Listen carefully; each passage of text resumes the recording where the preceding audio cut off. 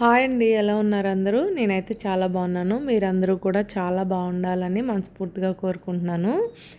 ఇదైతే మా మావయ్య అబ్బాయిని పెళ్ళికొడుకుని చేసే ముహూర్తం మార్నింగ్ 7కే వచ్చింది. పెళ్ళికొడుకుని చేసినప్పుడే పందిర్రాటు కూడా పాతుతారనమాట.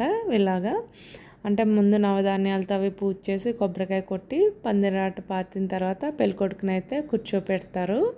ఇక చూస్తున్నారు కదా, తనే మా మావయ్య అబ్బాయి. కన్నా అని పిలుస్తాం మేమందరం. తన పేరు సుబ్బారావు అనమాట. ఇక మా అమ్మమ్మ చూసారా ఎంత టెన్షన్ పెళ్ళి ఎలా అవుతుందా అన్న టెన్షన్లో ఆ రోజంతా చాలా అంటే పెద్దవాళ్ళకు ఉంటుంది కదండి, మన ఇంట్లో పెళ్ళి అనగానే అక్కడ ఏ లోటు లేకుండా అంతా సవ్యంగా జరగాలని వాళ్ళకైతే ఉంటుంది కదా. ఆ టెన్షన్ అయితే మొహంలో అయితే క్లియర్గా కనిపిస్తుంది అనమాట. ముందు రోజు నైటే సంగీత్ వేడుక అయితే జరిగింది కదా, ఆ వేడుక అయితే చాలా బాగా జరిగింది. అది కంప్లీట్ అయ్యేసరికి ఇంచుమించు ఆల్మోస్ట్ 11:30 12 అయిపోయింది. ఇంకా నిద్రపోయేసరికి 1 అయిపోయింది అనమాట. తెల్లారేసరికి నాకైతే చాలా నీరసం వచ్చేసింది. చాలా అనీజీగా కూడా అనిపించింది. ఎందుకో తెలీదు, ఆ రోజంతా మూడ్ ఆఫ్లో అందరూ 3-4 చీరలు మార్చారు. నేను కూడా 4-5 చీరలు మార్చుకుందామని తెచ్చాను. కానీ నేను కట్టుకున్న శారీతోటే రోజంతా అయితే ఉండిపోయాను. మా వాళ్ళందరూ కూడా ఈ ఫంక్షన్ కూడా చాలా బాగా ఎంజాయ్ చేశారు. కానీ ఎందుకో నాకు ఆ రోజు మూడ్ ఆఫ్లో చాలా అనీజీగా అయితే ఉంది.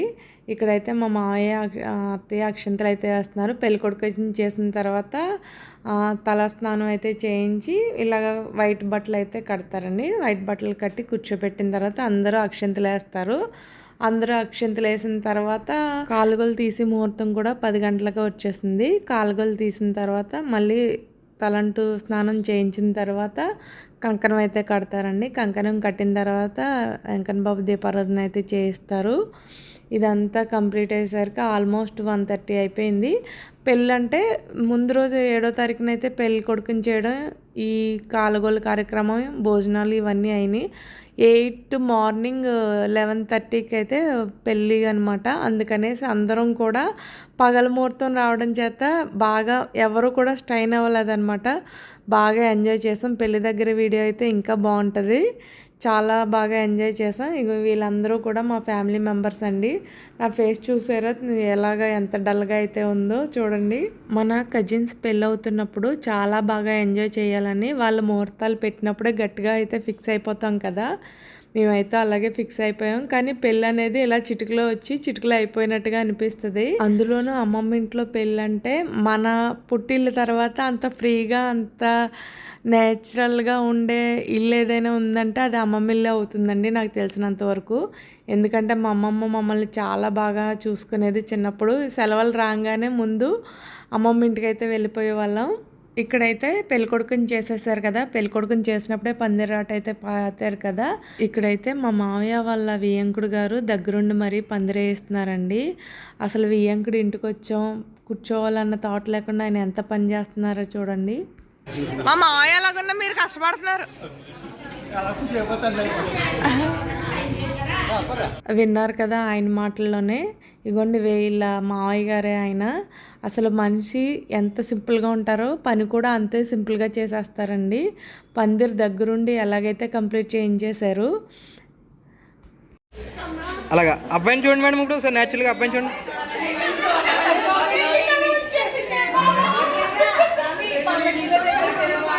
పెళ్ళికొడుకుని చేసిన కార్యక్రమం కంప్లీట్ అయిపోయిన తర్వాత కావాల్సిన పిక్స్ అయితే తీసుకుంటున్నారు కెమెరామెన్ వాళ్ళు. వాళ్ళందరూ మమ్మల్ని అందరినీ కూడా నుంచోపెట్టి స్టిల్స్ అయితే తీయించారు. ఇక్కడైతే మా అమ్మ పర్పుల్ కలర్ శారీ అనంతపురం నుంచి వచ్చారండి పెళ్ళికి. మా మావయ్య వాళ్ళ ఫ్రెండ్ వైఫ్ ఆవిడ కూడా ఫ్యామిలీ మెంబర్లా కలిసిపోయారు మాతో పాటు. ఇక్కడ పెళ్ళికొడుకు అటు ఇటు నుంచున్నారు కదా, నాకు 2 పెద్దమ్మలు అవుతారు. వాళ్ళిద్దరితో పాటుగా తల్లి వాళ్ళ అత్తగారు అంటే మా కజిన్ వాళ్ళ అత్తగారు కూడా పెళ్ళికొడుకుని చేసిన మొదలు పెళ్లి తంతంతా పూర్తయ్యే వరకు కూడా అందరూ చాలా బాగా చేశారండి. ఏదో చెప్పారు కదా అని చేయడం కాదు, ఇది మన పని మన మీద ఉంచుకుని చేయడం అన్నది చాలా బాధ్యతతో కూడుకున్న వ్యవహారం కదా. అలా బాధ్యత మీద వేసుకుని మరి పనులన్నీ కూడా చక్కగా చేశారు వాళ్ళ ముగ్గురు. ఇప్పుడైతే మా అమ్మమ్మ చూడండి, మా అమ్మమ్మ already morning blue colour sari కట్టింది. ఇప్పుడు హల్దీకి ఎల్లో కలర్ షేడ్లో ఉన్న శారీ కట్టింది. కానీ మార్నింగ్ 6 నుంచి ఇప్పుడు తన కిందకి దిగేసరికి 11:30, 12 అయింది. అందరికీ కాఫీలు దగ్గర నుంచి టీలు దగ్గర నుంచి టిఫిన్స్ అన్నీ కూడా దగ్గరుండి మరీ చూసుకుందనమాట. మా అమ్మమ్మ గురించి ఏమన్నా ఒక చిన్న ముక్కలో చెప్పాలంటే ఆవిడ ఒక ఐరన్ లేడీ అండి. మా తాతయ్య గారు 2001లో చనిపోయారు. అంటే ఇప్పటికి 25 ఇయర్స్ అవుతుంది. ఈ 25 ఇయర్స్లో కూడా మా మావయ్యకి కానీ, మా అమ్మ, మా పెద్దమ్మలకు కానీ మా తాతయ్య గారు లేరు అన్న లోటు ఎవ్వరికీ కనిపించకుండా తన బాధ్యతని ప్రతి దాంట్లో కూడా పరిపూర్ణంగా నిర్వర్తించి వాళ్ళ పిల్లల ముగ్గురికి కూడా ఒక బ్యాక్ బోన్లా నిలబడిందండి ఇప్పటివరకు కూడా. మా అమ్మమ్మకి మొత్తం 9 మంది మనవలు అనమాట. అందులో 6 మనవరాళ్ళు, 3 మగపిల్లలు.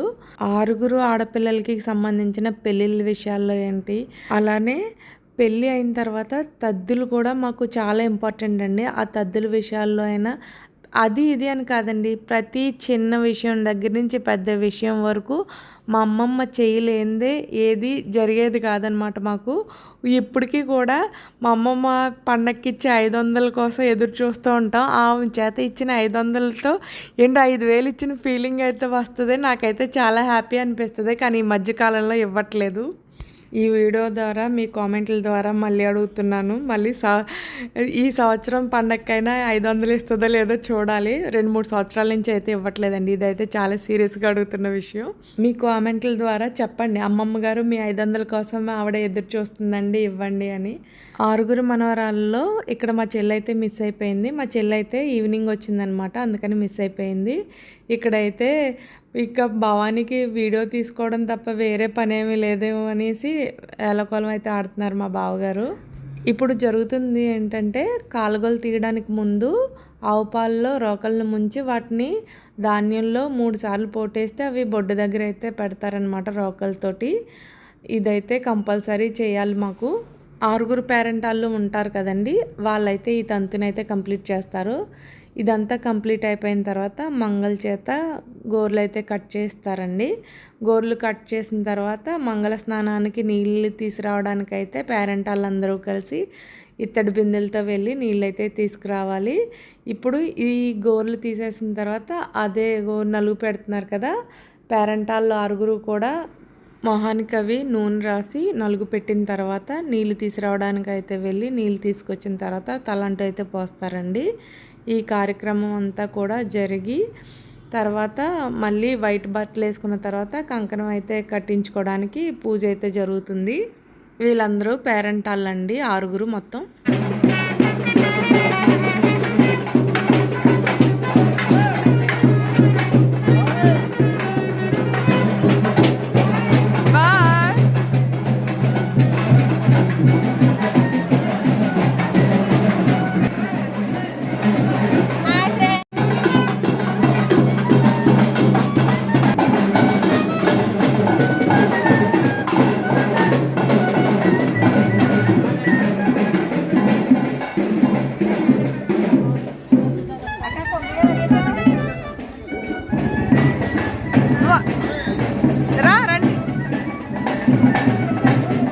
పేరెంట్ వాళ్ళందరూ కలిసి నీళ్ళు అయితే తీసుకొచ్చారు కదా, ఆ నీళ్ళతో అయితే తలంటి అయితే పోస్తారండి. తలంటి పోసిన తర్వాత మళ్ళీ పెళ్లి బట్టలు కట్టుకుని వస్తాడు. ఈ లోపల మా మమ్మీ ఏం చేస్తుందో చూడండి.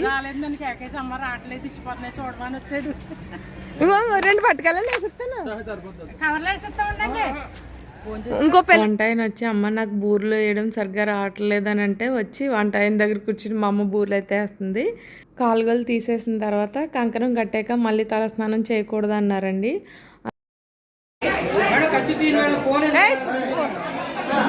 టవల్ కూడా తీసే స్లీప్గా. ఇప్పుడైతే మా పెద్దమ్మ గారు చిన్నమ్మాయి అనమాట, తను ముందు క్లిప్పింగ్లో చూసింది. వాడిని అసలు బావా అని ఎంత ఏడిపిస్తుందంటే మా కన్నాని. ఇక్కడైతే ఎల్లో కలర్ శారీ కట్టుకున్న వాళ్ళందరూ ఒక ఫోటో తీస్తాను రండి అని వీడియోగ్రాఫర్ అయితే పిలిచి మరీ దగ్గర నుంచోపెట్టి ఫ్రేమ్కి సరిపోయినా నుంచోపెట్టి ఒక ఫోటో అయితే తీశారండి. ఇంతమంది కలిసి ఉన్నప్పుడు మన వాళ్ళు అన్న ఫీలింగ్ ఇంకా ఎక్కువ ఉండి మన మూడ్ స్వింగ్స్ అన్నీ పోయి చాలా హ్యాపీ అయితే అనిపిస్తుంది కదా. నాకైతే నేను మధ్యాహ్నం నుంచి అయితే సెట్ అయ్యాను. ఇగో ఇక్కడ మా పిన్ని చూసారా, మీరు అందరూ ఉన్నారు, నీళ్ళు లేకపోవడం ఏంటని ఇంకా దారిలో ఏముంది లేదన్నది చూసుకోకుండానే తన్నుకుంటూ వచ్చేస్తుంది. తను లేకపోతే ఏదో వెల్తిగా ఒక 20 మంది జనం తక్కువగా ఉన్నట్టు అనిపిస్తారు.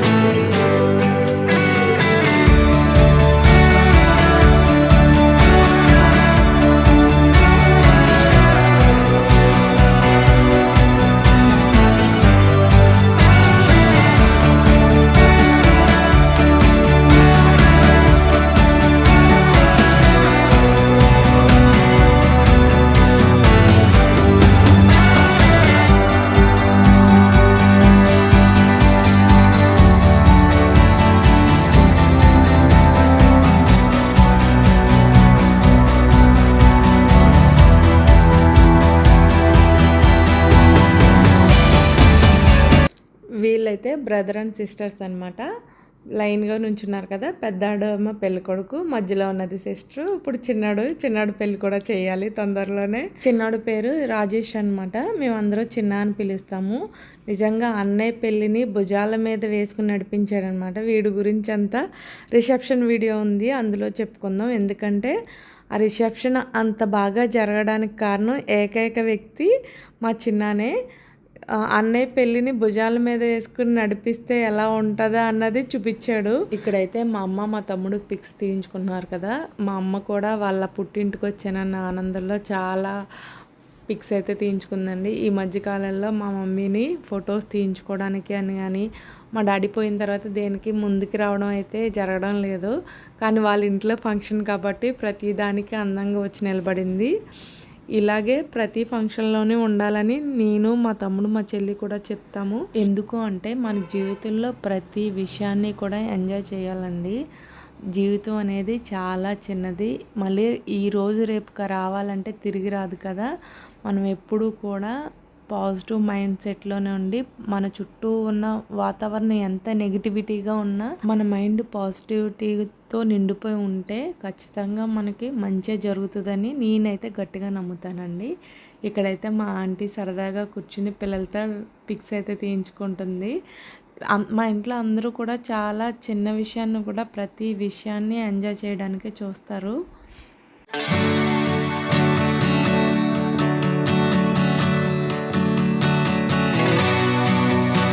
ఇక్కడైతే మా పిన్ని బాబాయ్ వాళ్ళ ఫ్యామిలీ మొత్తం. ఖుషి అయితే ఎంత అల్లరి పిల్ల అంటే చాలా క్యూట్గా ముద్దుగా మాట్లాడుతుంది. ఇక్కడైతే ఈ పిల్లలిద్దరిని పిక్స్ తీయించుకోనరా అంటే అందరూ ఉన్నారని వెనక ఉండిపోయారనమాట. ఇంకా లాస్ట్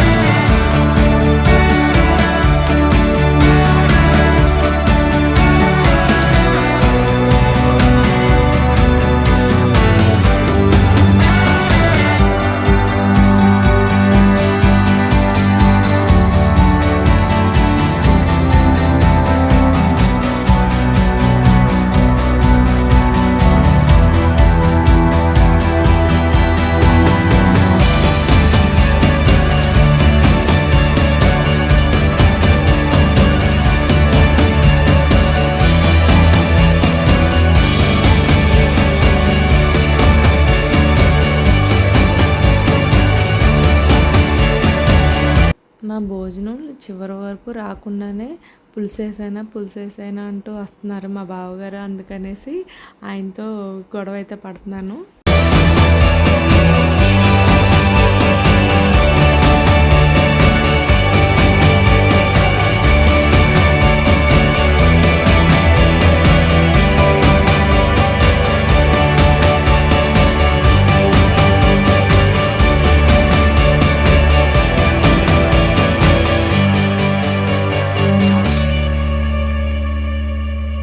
ఇక్కడైతే మా కన్నకు కూడా నాకులా సైనస్ ఉందనమాట. చన్నీళ్ళు అవి తడిస్తే ఎక్కువ తుమ్ములు అవి వచ్చేస్తాయి. కానీ ఆడనైతే ఒక గంట సేపు అయితే నీటిలో ముంచి లేపారు. దీని తర్వాత తనతో పాటు మిగతా అక్కడ ఉన్న వాళ్ళందరూ కూడా నీళ్ళతో అయితే విపరీతంగా ఆడారు. నన్ను ఎక్కడ తడిపేస్తారని నేను ముందే వెళ్ళి భోజనాల దగ్గర కూర్చున్నాను. అక్కడైతే ఎవరు రారనేసి.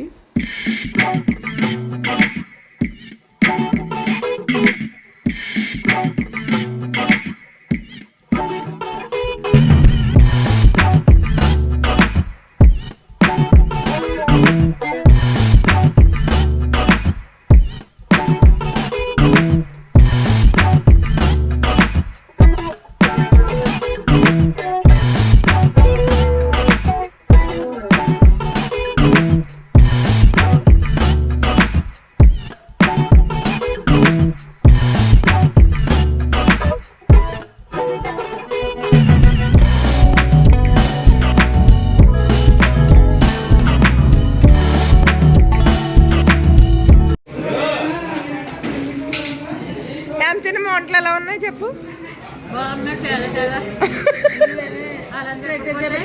మా అమ్మమ్మ పెట్టిన ఓకే ఎలా ఉంది చెప్పు.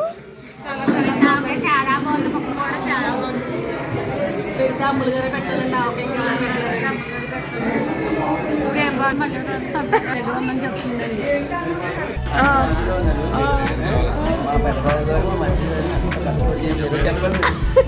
చెప్తాను.